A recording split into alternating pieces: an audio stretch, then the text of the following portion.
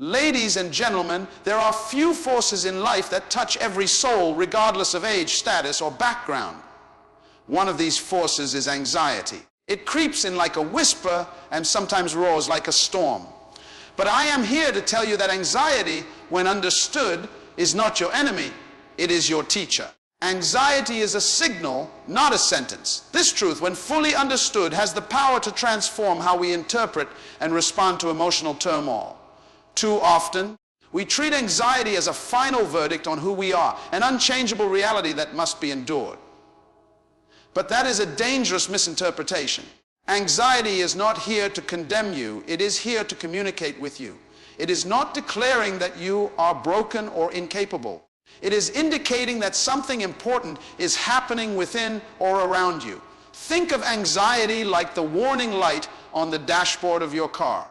When the light flashes, it doesn't mean the car is destroyed. It means the system has detected something that needs attention. The light isn't the problem. The light is revealing the problem. Similarly, anxiety doesn't mean that you are doomed or defective. It simply means your body, your mind, or your spirit is trying to tell you something. Hey, slow down. Hey, this matters to you. Hey, something needs to change. But because many people misunderstand this signal, they respond with fear instead of curiosity. They suppress the anxiety, medicate it without reflection, or run from it, only to find it stronger and louder in the silence. What we fail to realize is that anxiety becomes unbearable not when it is felt, but when it is ignored. The power of anxiety intensifies in isolation and misunderstanding. But once it is understood and acknowledged, its grip begins to weaken. Understanding anxiety as a signal invites us to ask deeper questions. What is this emotion pointing to? What in my environment, my relationships, my beliefs, or my responsibilities is out of alignment with my values or expectations? Anxiety often arises when there is a gap between who we are and what we are doing, between what we value and what we tolerate. It can arise when we are disconnected from our purpose or when we are stepping into something new and unfamiliar. It can also emerge when unresolved past experiences whisper lies into our present decisions.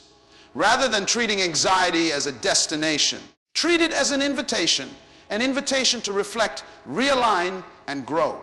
Listen to it, learn from it, but do not bow to it. Do not let a momentary alarm shape a permanent identity. You are not sentenced to anxiety. You are not meant to live under its weight indefinitely.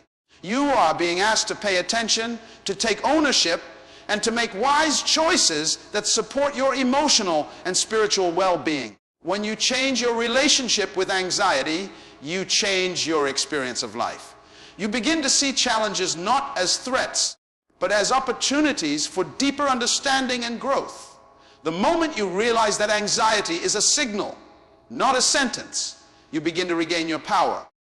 And from that place of clarity, peace becomes possible. You are not your emotions. This truth is one of the most liberating revelations a person can experience, especially when battling anxiety. Too often, we blend what we feel with who we are, and that confusion leads to inner imprisonment. You may feel anxious, overwhelmed, uncertain, but that does not mean you are anxiety or that your identity is wrapped in fear. Feelings are valid, they are real, but they are not final definitions.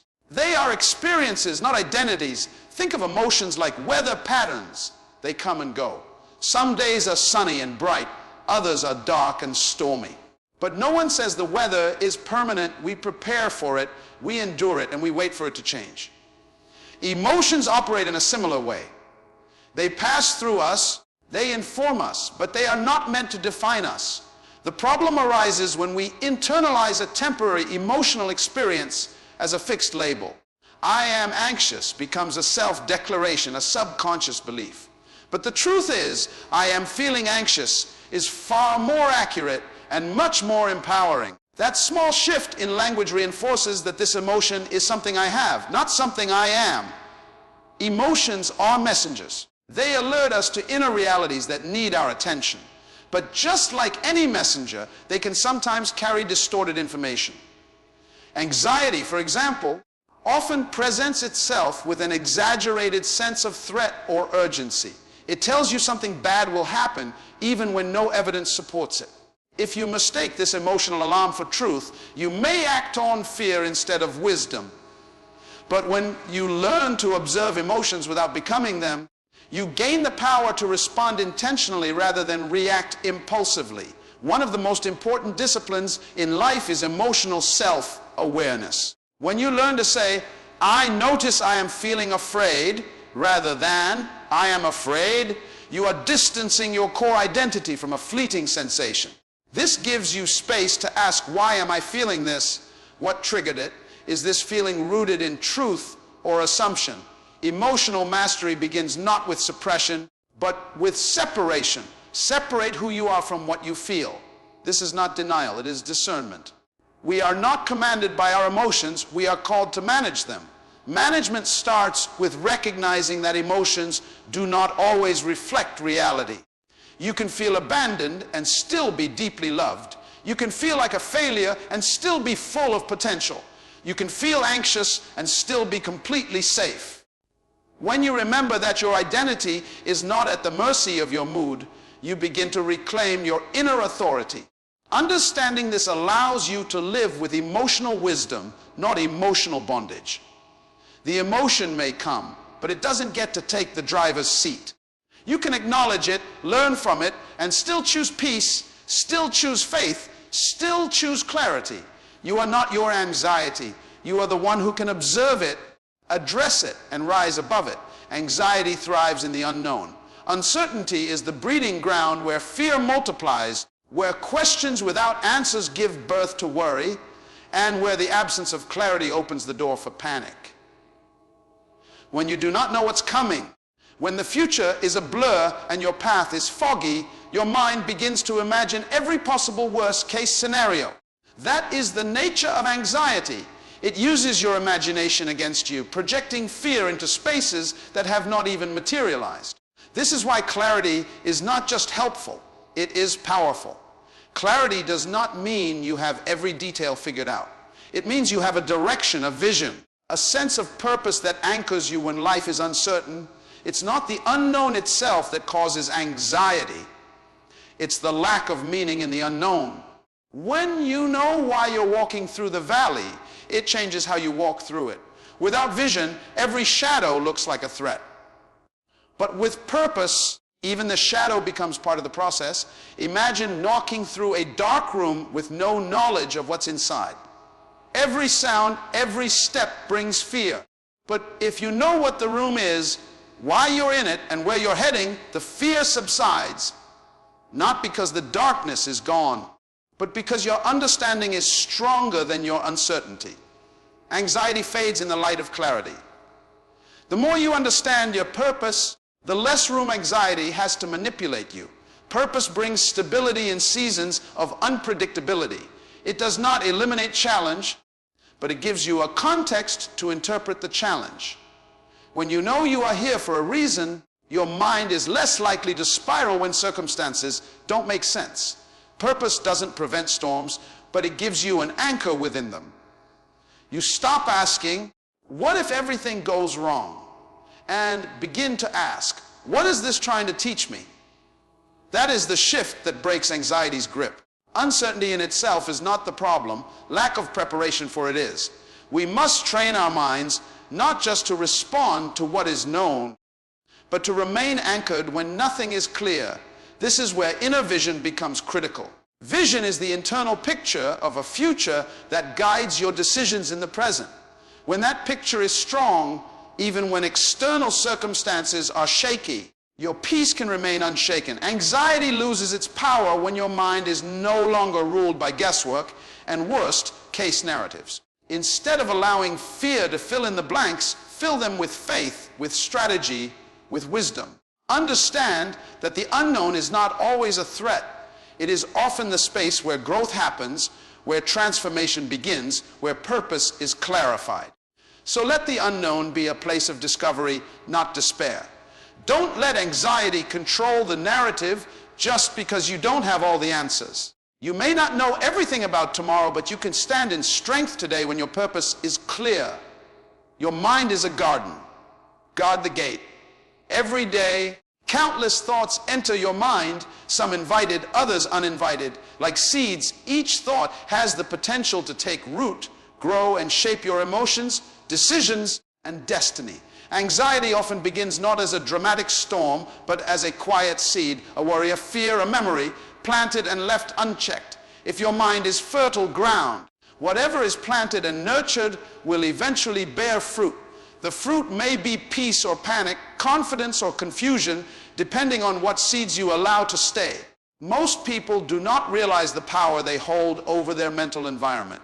They passively absorb information, emotions, and opinions from every direction.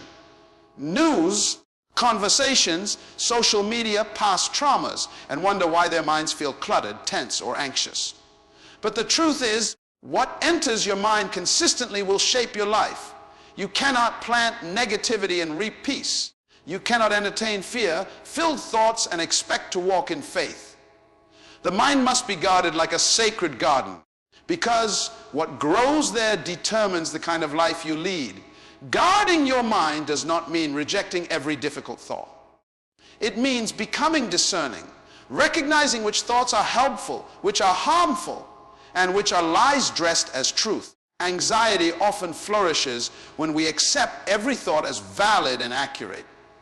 But not every thought that enters your mind is worth your attention. Some thoughts are rooted in past wounds, others in fear-based conditioning, and many in assumptions rather than facts. Guarding the gate of your mind means you become the filter, not the sponge. You do not have to believe everything you think. That's a powerful realization. Just because a thought shows up doesn't mean it deserves a place at the table. When you learn to examine your thoughts instead of automatically agreeing with them, you begin to take authority over your mental world. Ask yourself, is this thought true? Is it helpful? Is it aligned with my values, my purpose, and my peace? If the answer is no, let it pass. Do not give it room to grow. Planting the right thoughts is just as important as removing the wrong ones. Intentionally fill your mind with truth, hope, wisdom, and clarity. Read things that build you. Listen to voices that encourage growth. Surround yourself with people who remind you of your purpose, not just your problems. The thoughts you consistently nurture become your mental habits, and your habits shape your character. If you let fear dominate your inner world, anxiety will follow.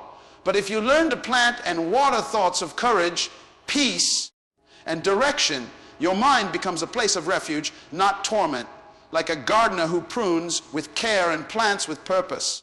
You must daily decide what stays and what goes. Your peace is worth protecting. Your mind is worth guarding, because the seeds you allow to grow today will become the forest you walk through tomorrow. Purpose brings perspective. It is one of the most powerful tools you can have when facing the storms of anxiety and uncertainty. When your life has meaning, when you understand why you exist and what you are here to accomplish, even the most difficult moments take on a new light. Challenges do not disappear, but their weight is lifted by the knowledge that they are part of a larger story, your story. Without purpose, difficulties feel overwhelming and meaningless, and anxiety fills the space left by confusion and doubt. Purpose acts like a lens through which you see every situation. It helps you discern what matters and what doesn't, what deserves your energy and what should be released. When anxiety tries to pull you into the spiral of what ifs and worst case scenarios, purpose reminds you of the bigger picture. It anchors you in your values and goals, so fear loses its ability to control your decisions. You stop reacting to temporary discomfort and start responding with intention and courage. Many people live fragmented lives because they have never taken the time to define their purpose. They drift from one day to the next, chasing temporary pleasures or trying to avoid pain, but never truly connecting to why they are here. This lack of direction leaves the mind vulnerable to anxiety because uncertainty feels like an endless void. But when you have a clear purpose, every challenge becomes an opportunity to move closer to fulfilling that purpose. Anxiety can no longer paralyze you because you know what you are striving for. Purpose also gives you strength to endure. When you know that your life means something beyond your current pain or struggle, you gain resilience. You understand that hardship is temporary, but what you are building is eternal. This perspective shifts your focus from immediate discomfort to long-term growth. It helps you say, "This too shall pass," not as empty words, but as a truth rooted in the foundation of your life's mission. Moreover, purpose fuels motivation. Anxiety often drains energy, making you feel stuck and powerless. But when you reconnect with your purpose, it ignites a fire within you, a reason to keep going despite the fear, doubt, or confusion.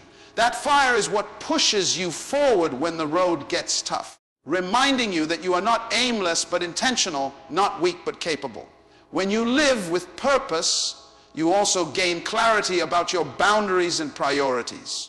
Anxiety sometimes arises from overcommitment, distraction, or trying to please others at your own expense. Purpose helps you say no to what doesn't align with your mission and yes to what supports it. This clarity creates space for peace because you are no longer pulled in conflicting directions.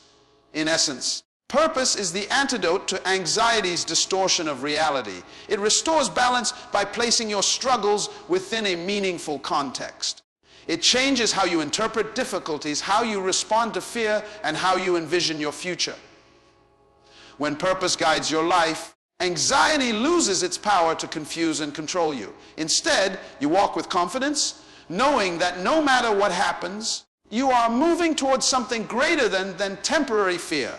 Faith and fear use the same imagination, yet they lead us down very different paths. Both faith and fear require you to envision something that is not yet present, to imagine a future that is uncertain. The difference lies in what you choose to focus your imagination on, the hopeful possibility or the fearful potential. Anxiety often takes root when your mind fixates on the worst-case scenario, creating vivid pictures of failure, loss, or harm. But faith invites you to imagine the opposite: success, healing, peace, and provision. Understanding this is crucial because it reveals that you have a choice in what you allow your imagination to dwell on. The imagination is a powerful tool. It shapes your emotions, influences your decisions, and ultimately forms your reality. When fear dominates your imagination, it colors every thought with doubt and suspicion. It convinces you that disaster is imminent, even when there is no evidence to support that belief. On the other hand, when faith guides your imagination, it fills your mind with hope and possibility, encouraging you to take positive steps forward despite uncertainty. The future remains unknown, but your outlook becomes a source of strength rather than paralysis. It's important to realize that neither faith nor fear requires proof in the present. Both leap beyond the visible facts into the realm of possibility. Fear looks at what could go wrong. Faith looks at what could go right. This means that faith is not blind optimism, nor is fear rational pessimism. Both are acts of creative imagination. The difference is the choice to focus on empowering visions rather than debilitating ones. Anxiety feeds on fear because it magnifies imagined threats. It tells you stories of failure and loss, spinning endless what-if scenarios that trap you in worry. But you can interrupt this cycle by consciously redirecting your imagination toward faith. This does not mean ignoring reality or pretending problems don't exist. Instead, it means choosing to believe that there is hope beyond the challenge, that solutions can be found, and that you have the strength to face what comes. Practicing this shift takes intentionality and discipline. When fearful thoughts arise, acknowledge them without giving them power. Then, deliberately imagine a better outcome, visualize success, safety, healing, or peace. Rehearse positive possibilities as vividly as anxiety rehearses worst-case scenarios.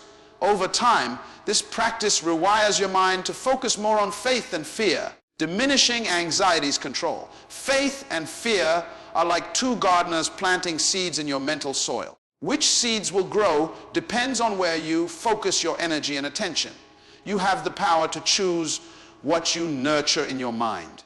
This choice shapes not only your emotional health, but also your actions and ultimately your life's direction.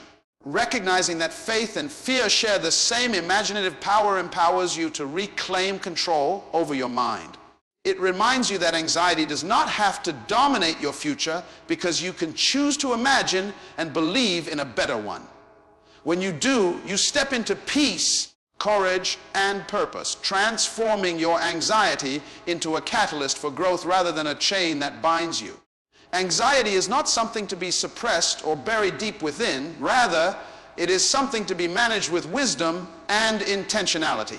Many people mistakenly believe that the best way to deal with anxiety is to ignore it, push it away, or pretend it doesn't exist.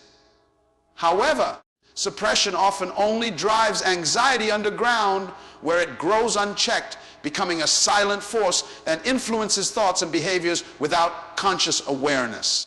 Instead, managing anxiety means acknowledging its presence, understanding its messages, and using that knowledge to regain control over your emotional state. When anxiety arises, it is a signal that something in your life needs attention, whether it's a situation, a decision, or an unresolved emotion. To manage anxiety effectively, you must first listen carefully to what it is trying to tell you. This requires honesty with yourself and a willingness to explore the root causes rather than simply addressing the surface symptoms. By confronting anxiety directly, you disarm its power to surprise and overwhelm you. Management does not mean eliminating anxiety completely. That is neither realistic nor necessary. Anxiety, in moderate amounts, serves an important function. It prepares you for challenges, alerts you to potential danger, and motivates you to take action when needed. The goal is to prevent anxiety from becoming excessive or chronic, which can impair your ability to think clearly and act decisively. One of the most effective ways to manage anxiety is to develop practical coping strategies that work for you. These may include techniques like deep breathing, mindfulness, meditation, physical exercise, or journaling. Each of these tools helps to calm the nervous system and create space between the anxious thought and your reaction to it. When you can pause instead of react, you regain control. Another critical aspect of management is changing your relationship with anxiety itself. Instead of viewing anxiety as an enemy or a weakness, see it as a guide or a warning light. This mindset shift changes anxiety from a tormentor into a tool. It becomes something you can observe and learn from, rather than something that controls you. This empowers you to make conscious choices rather than being driven by unconscious fears. Consistency is key in managing anxiety. It's not a one-time fix, but an ongoing process. The more regularly you practice self-awareness and coping techniques, the more resilient you become. Anxiety will likely still appear, but it will no longer dominate your life or dictate your decisions. Finally, managing anxiety often requires support, whether from friends, family, counselors, or mentors. There is strength in vulnerability, and sharing your experience can lighten the burden. Others can offer perspective, encouragement, and guidance that help you navigate anxiety with greater wisdom. By managing anxiety thoughtfully and intentionally, you reclaim your power. Anxiety no longer rules you, instead you rule it. It becomes a manageable part of life's landscape, a signal that guides your growth rather than a storm that destroys your peace. This is the path to freedom, the freedom to live fully, confidently, and with purpose, regardless of the fears that arise.